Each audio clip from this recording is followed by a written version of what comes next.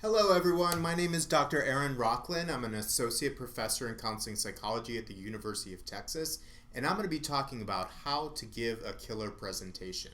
This is material that I've put together, really drawn on my 10 years of experience of teaching here at the university, as well as sitting in on a lot of brutally boring presentations. So I hope that you can get something from this today. Why is this an important topic? Presentations communicate several things about you and what you know. It communicates your expertise.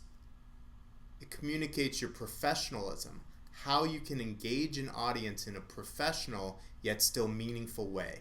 And third, it lets the audience know what you're like as a person. Your personality shines through in either a positive or negative way. And with these three components in mind, your delivery is absolutely critical. Okay? You can have the content, you can have some fantastic information to share, but that's not enough when you give a presentation. You have to have the appropriate delivery and presentation skills. We all know there's experts out there that are horrible presenters. And on the other hand, there's plenty of great presenters that don't absolutely know that much about what they're talking about. So the key is to be good both at the content and the presentation. Another critical point, people's memory often fades for content.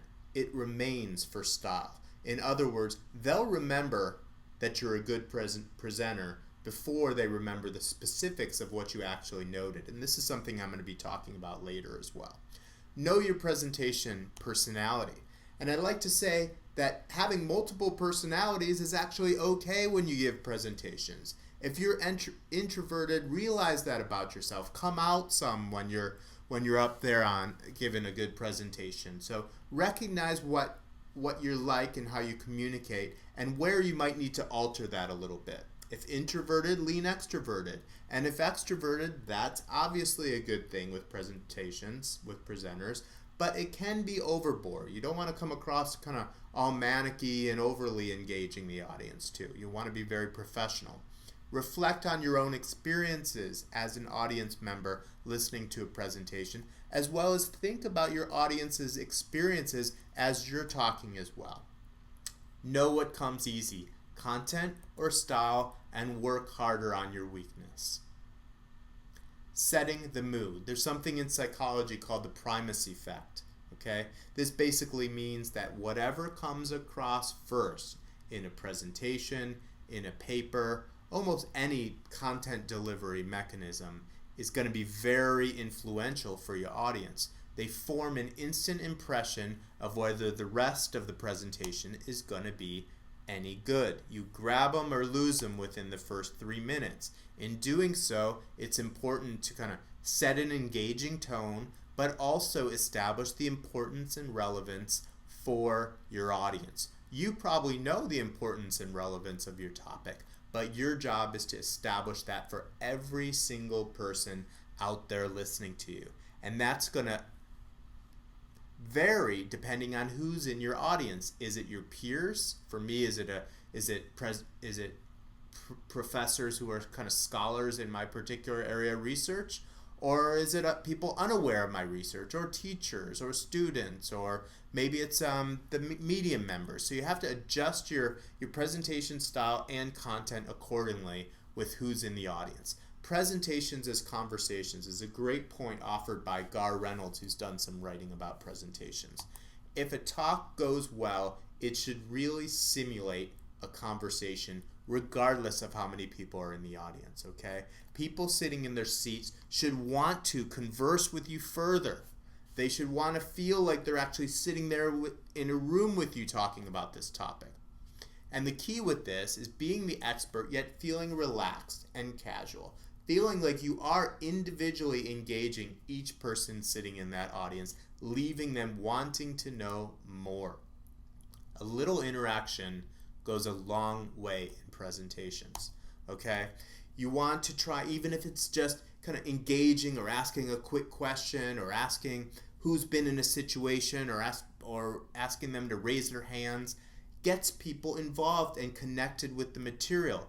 Keep it moving. And if you do ask a question, allow for a moment or two of silence. That can be okay because people might need to think about what they want to respond. And I'd like to show a clip here that I think does a reasonably good job of some of these mini interaction moments between the presenter and the audience. And you see him getting people involved quickly in the process. So as you're watching here, think about what's effective. Did you know when a student misbehaves in a great teacher's classroom, do you know what that great teacher wants? Prevention. They want it not to happen again. And when a student misbehaves in a poor teacher's classroom, you know what that poor teacher wants? Revenge. They want a public bloodletting. Did you know great teachers and poor teachers want very different things when students are sent to the office? Did you know, I know you won't believe this, but I promise it's true in some of the surrounding school districts.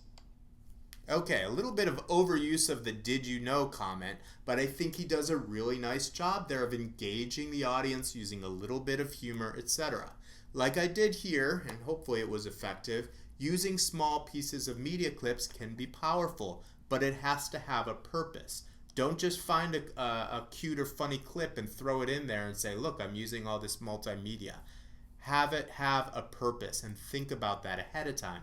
Also doesn't have to be particularly long. And finally, at this stage of the game, you should be able to work out your tech issues. Don't stumble along the way. Use technology, media in a fluid way. And always set up and or process your clip. This is probably the most important point here. So communicate to the audience what they should be looking for or thinking about as they're watching a piece of media. And allow a little opportunity to talk about what people thought about it as in terms of its relevance for a particular topic. Energy and attitude go a long way. Be aware of your energy level. Be aware of your mood before and where you're giving a presentation. Key point, if you're bored, your audience will be as well. Another central point, topics can be serious without depressing. Okay, I'm in the mental health field. We talk about a lot of sad and depressing topics, but presentations don't have to be like the particular topic you might be talking about. So keep that in mind. Ask yourself if you're having fun. That's important. If you are, your audience likely is as well. If you're not, be curious about why you're not enjoying yourself and challenge yourself as you're kind of practicing and building your expertise as a presenter. Finally, often presenters are tired. Not good to be tired, not good to talk about it. Never apologize for a lack of excitement or being tired. And sometimes you just have to fake that energy until it finally comes through. And let's look at a classic example of this. In watching this clip, which is quite funny, from Ferris Bueller, one of my favorite movies, look at the range of emotions and expressions by the students in the audience. And another interesting piece about this is the teacher is actually trying to engage him. He just has other presentation faults that allows him not to meet that goal. In 1930, the Republican-controlled House of Representatives, in an effort to alleviate the effects of the Great Depression, passed the tariff bill, the Hawley-Smoot Tariff Act, which raised tariffs in an effort to collect more revenue for the federal government. Great clip. Did it work? Anyone know the effects? No, it did not. It did not work, and the United States sank deeper into the Great Depression. Today, we have a similar debate over anger. This. Anyone know what this is, class? Anyone seen this before? The Laffer curve. Anyone know what this says? It says that at this point on the revenue there you go. You will get exactly the same amount of revenue. Efforts to engage not so successful with that clip, but really a good teaching media clip in terms of communicating how you can lose a group of teenagers in particular. Not very difficult to do. Let's talk about time. Be aware of it.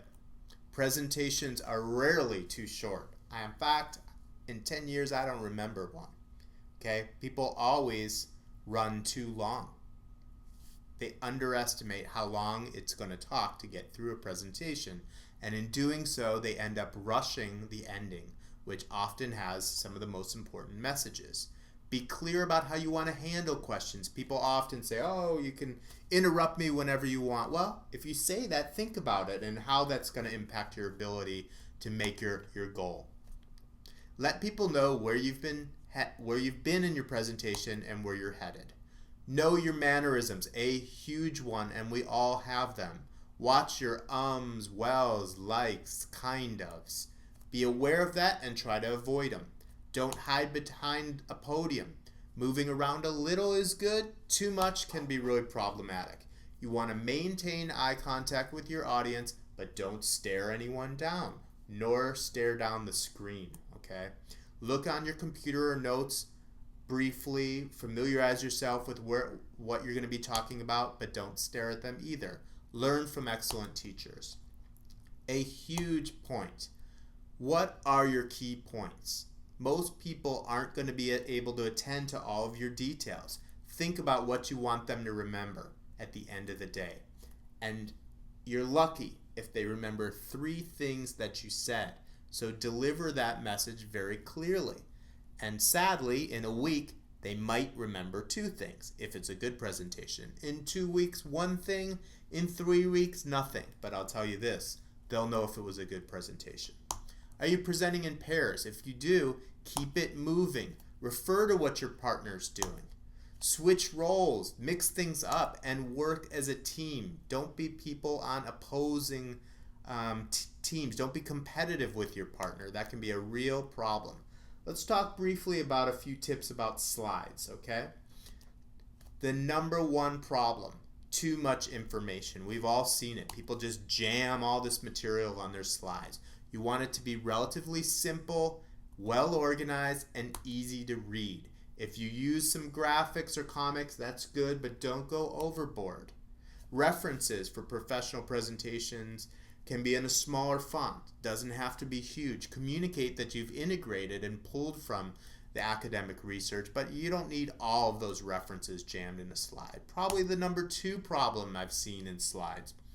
People reading exactly what's on there. A really good presentation needs to add to, complement the few words that are on the slide, hopefully bringing new material forward. This is not easy to do, okay? And really distinguishes a good presentation from an exceptional one. So keep this in mind as you're practicing. Next, some fewer slide tips. Avoid widows. Widows are 1-word lines. It's been proven that it takes really a lot longer for people to read one line and then bring their eye to the next line just to read 1 word than if it's stretched out over time. So you want to make it easy for the viewer. I mentioned earlier, integrate some stats, some references, but don't go overboard. Keep that poor focus and attention span in mind. Avoid distracting backgrounds. I also mentioned this earlier. Intro and conclusion slides are very effective. Another important point, I like to say this in teaching some writing suggestions as well. Slides are like periods and paragraphs. You can use a lot of them. They cost nothing. Keep it moving. People like movement and simplicity in your slides. Keep them simple with 1 main point. Finally, avoid overly cutesy effects. This isn't 1998, okay? People understand that PowerPoint can do a lot of fun things, but really you want the material to come across smoothly. So avoid your overly cutesy effects, transitions, and sounds. And like I mentioned earlier, have fun, be engaging, communicate that content in a way that you would like to hear it and be able to understand it. All right? So I hope you all have learned something from this presentation. There'll be no exam, but maybe you can keep it in mind next time you get in front of an audience. Thank you very much. I'd like to thank Rob Donald, who helped me with some of this software here, and the Learning Technology Center at the University of Texas at Austin. Hook 'em horns.